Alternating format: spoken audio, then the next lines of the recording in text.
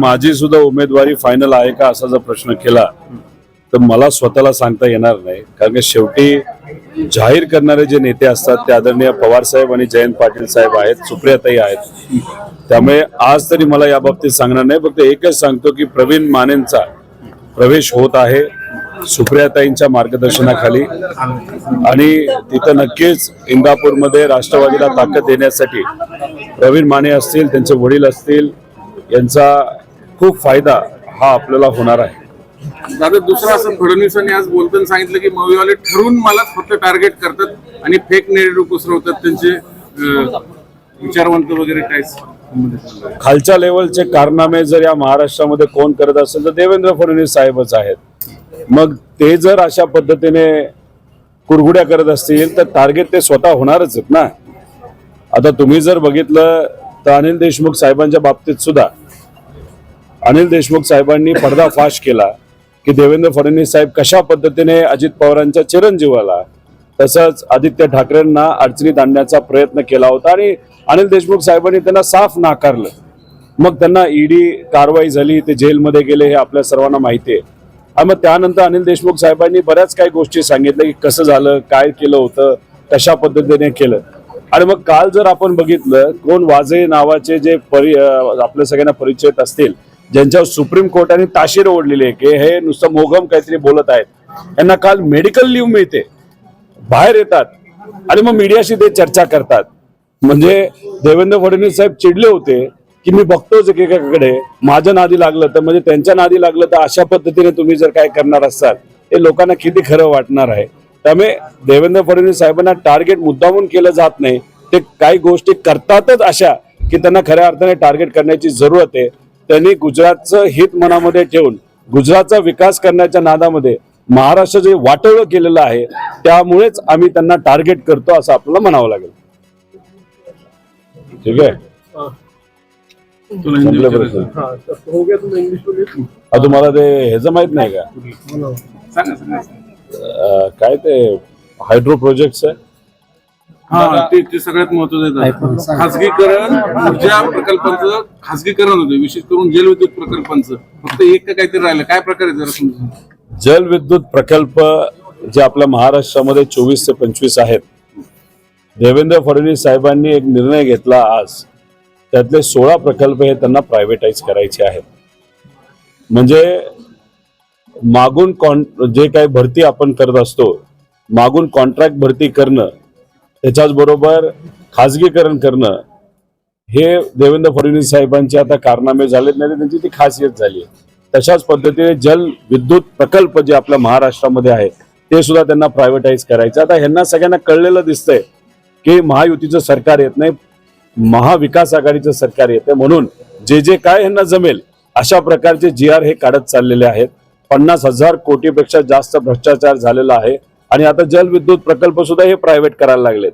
म्हणजे या महाराष्ट्रामध्ये प्रायव्हेट कंपन्या ह्यांना जमत नाहीत आणायला, पण जे कंपन्या गव्हर्नमेंटच्या त्या मात्र हे प्रायव्हेट करत चाललेले आहेत. आता मी जे काही कंपन्या आहेत, जे इच्छुक आहेत हे प्रकल्प घ्यायला, त्यांना एवढंच सांगतो की 3 महिन्यानंतर महाविकास आघाडी सरकार येणार आहेत, आणि जे कुठले असे फालतू निर्णय या महायुतीच्या सरकारने घेतले ते उलटे होणार आहेत. त्यामुळे तुम्ही इलेक्शनच्या आधी जर या महायुतीच्या नेत्यांना प्रसाद देण्याचा प्रयत्न नाही तर विचार करत असाल तर विसरून जावा. तुम्हाला येत्या काळामध्ये हे कुठेतरी रिग्रेट कराल, नाही तर चूक केली असं तुम्हाला कुठेतरी वाटेल. त्यामुळे उगाच महायुतीच्या नेत्याला नाही तर पक्षाला प्रसाद द्यायला इलेक्शनच्या आधी जाऊ नका अशी विनंती या कंपनीला सुद्धा मी करत आहे. एकीकडे वीज माफीचा दावा करायचा, आम्ही वीज माफ करतो शेतकऱ्यांना, दुसरीकडे खासगीकरण, दरवाढ वाढणार नाही का? आता हे बघा, प्रायव्हेट ज्या लोकांना घरगुती वीज आहे त्याचे रेट तर ऑलरेडी वाढलेले आहेत या सरकारच्या काळामध्ये. त्याच्याच बरोबर सरकारने जो निर्णय घेतला तर पुढे येणाऱ्या काळामध्ये वीज जी असेल ती ते माफ करतील असं कुठेतरी त्यांनी सांगितलं होतं. पण गेलेली वीज मतलब जे गेले काही बिलं आहेत त्याच्याबद्दल तुम्ही काय करणार आहात, ते माफ करणार आहात का, याच्याबद्दल कुठेतरी स्पष्टपणे सरकारने सांगायला पाहिजे. ते काही सांगत नाहीत. त्यामुळे आज हे प्रायव्हेटाईज करत आहेत, उद्या जाऊन कदाचित प्रायव्हेट कंपन्यांनी ह्या सगळ्या गोष्टी हातामध्ये घेतल्या तर ते रेट सुद्धा वाढू शकतात. तुम्ही आता ट्रॅफिक मध्ये अडकले म्हटले, काय पुण्याच्या वाहतुकीवर पुण्याचा अक्षरशः प्रशासक असल्यामुळे वाटोळं झालेलं आहे. खूप मोठ्या प्रमाणात खर्च हा रोडवर झालाय, डबल झालेला आहे. पण ट्रॅफिक जे काही खड्डे आहेत रोडवर, म्हणजे रोड आहे का खड्डे आहेत हे सुद्धा आपल्याला कुठेतरी शोधायला अवघड जात आहे. म्हणजे चंद्रकांत दादानी पूर्वीच्या काळामध्ये आदेश काढले होते की सगळे खड्डे आम्ही बुजू, मग त्या 6 वर्षापूर्वी काढलेले आदेश अजूनपर्यंत पूर्ण झालेले नाही. आणि हा जो प्रशासक आहे, जो अधिकारी आहे, तो न माजी नगरसेवकांचा ऐकतो न लोकांचा ऐकतो, आपलं मनमानी तिथं चालू आहे. आणि काळा बाजार या शहरामध्ये सुद्धा चालू आहे असं कुठेतरी जाणवतं.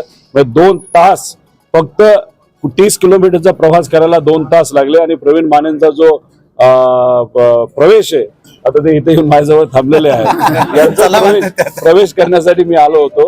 आता त्याला थोडासा उशीर झालाय, पण आता सर्व पदाधिकारी कार्यकर्ते जे इंदापूरवरनं आणले त्यांच्या उपस्थितीमध्ये प्रवीण भाऊ मानेंचा प्रवेश हा आम्ही सर्वजण करणार आहोत.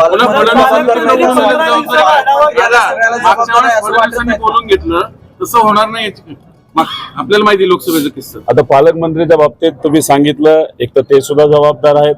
त्याच्याच बरोबर PWDच्या अंतर्गत जी कामं पूर्वी होत होती ती सगळी कामं वेगळी करून जे PWD विभागाली वेगळा एक विभाग काढलाय, त्याला MSIDC विभाग म्हणतो. 44,000 कोटी रुपयाची कामं त्या विभागाला दिली. त्यांच्याकडे मनुष्यबळ सुद्धा नाही.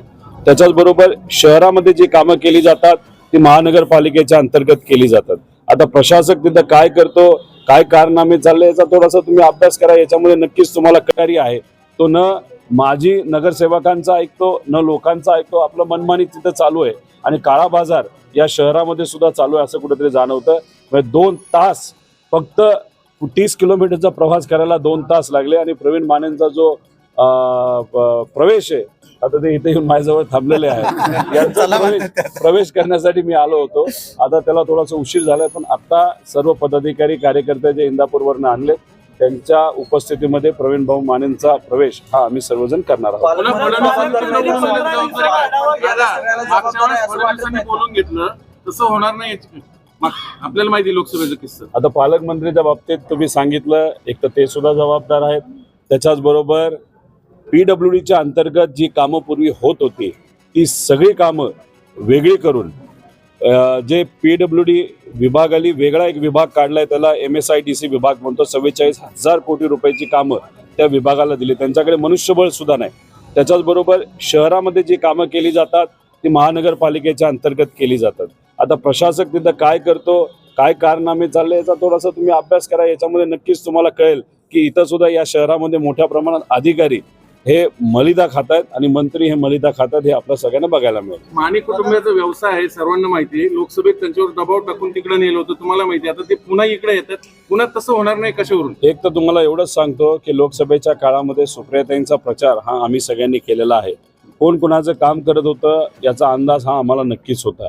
त्यामुळे माने कुटुंबियाली तिथं अजितदादांचा कुठेही प्रचार केला नव्हता. प्रवीण भाऊंचे जे वडील आहेत ते अक्षरशः अनुभवी आहेत, ते कुठेही बाहेर प्रचाराला आले नव्हते. त्यामुळे आम्ही असंही सांगितलेलं होतं, काही लोक बिंदास सुप्रियाताईंचा प्रचार करत होते, काही लोक बिंदास अजितदादांचा प्रचार करत होते, काही लोक शांत बसले होते पण अजितदादांकडे होते, त्यांनी दोन्ही बाजूचा प्रचार केला नाही. आणि काही लोक अशीही होते की जे अजितदादांकडे आहे पण प्रचार सुप्रियाताईंचा करत होते. जे लोक बिंदासपणे अजितदादांचा प्रचार आणि ते सुद्धा साहेबांच्या विरोधात जे कोणी वक्तव्य करत होते अशा लोकांना आम्ही घेणार नाही.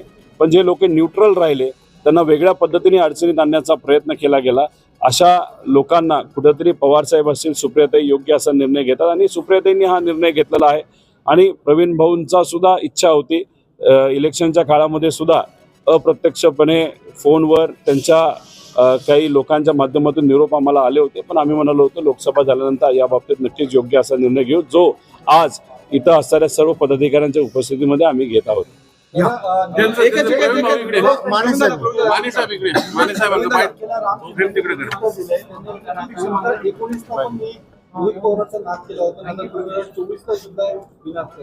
नाद करा. सामान्य लोकांचं वाटोळं तर या राम शिंदेने केलेलं आहे. अनेक जे प्रकल्प आणि MIDC जी येणार होती मतदारसंघामध्ये राम शिंदेंनीच ती अडवलेली आहे. त्याच्याच बरोबर तुम्ही सत्तेत आहात, सत्तेत असताना सुद्धा दुष्काळ निधी हा अख्ख्या जिल्ह्याला तिथे मिळालेला आहे, त्यात माझा मतदारसंघ सुद्धा आहे. त्याच्याच बरोबर विम्याचा पैसा मिळवण्यासाठी काय काय आम्हाला करावं लागतं हे आम्हाला माहिती आहे. त्यामुळे तुम्ही सत्तेत आल्यानंतर नुसतं मिरवत बसता, सामान्य लोकांचं हित मनामध्ये तिथं ठेवत नाही. त्यामुळे नाद करायचं तर करा, तो तुम्ही माझा नाद करत नाही, तिथं असणाऱ्या सामान्य लोकांचा नाद करत आहात आणि सामान्य लोक तुमची जिरवतील हे नक्कीच मी त्या ठिकाणी राम शिंदेंना इथं आज सांगतो. आता सुपारीबाज लोक ते तयार करतायत मतं खाण्यासाठी, ते सुपारीबाज लोक मतं खाण्यासाठी जे तयार करत आहेत ते किती मतं खात आहेत हे इलेक्शन झाल्यानंतर राम शिंदेंना तसंच इतर पक्षांना कळेल, हे मी इथंच तुमच्या सर्वांसमोर तिथं सांगत आहे. हडपसर मधून इच्छुक आहेत अशी माहिती आहे. पतंग राजकीय कुणी उडवत असेल तर त्यांना उडू द्या ना. मी सांगितलंय, मी कर्जत जामखेड सोडणार नाही म्हणजे नाही. एक तर मी सोडणार नाही, लोक सुद्धा मला सोडून देणार नाही. कर्जत जामखेडकरांनी मला लढायला शिकवलेलं आहे, त्यामुळे कर्जत जामखेडकरांसाठी आणि विचारासाठी मी लढणार. अनेक लोकांबरोबर भिडणार सुद्धा. ज्यांना कोणाला माझ्या मतदारसंघामध्ये येऊन माझ्या विरोधात प्रचार करायचा त्यांनी करावं. तिथे असणारे कार्यकर्ते, निष्ठावंत पदाधिकारी आणि तिथे असणारी जनता हे माझ्या बरोबर आहे याचा विश्वास माझ्यासारख्या कार्यकर्त्याच्या मनामध्ये नक्कीच आहे. माने 30 सेकंद. माने साहेब या. अजून प्रवेश तर होऊ द्या.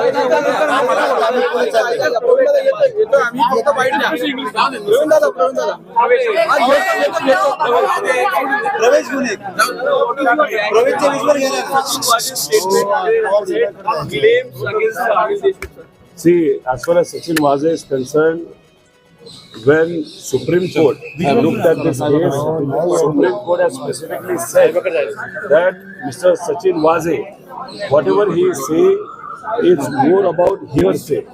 There's no concrete proof to it. So whatever proof government had given,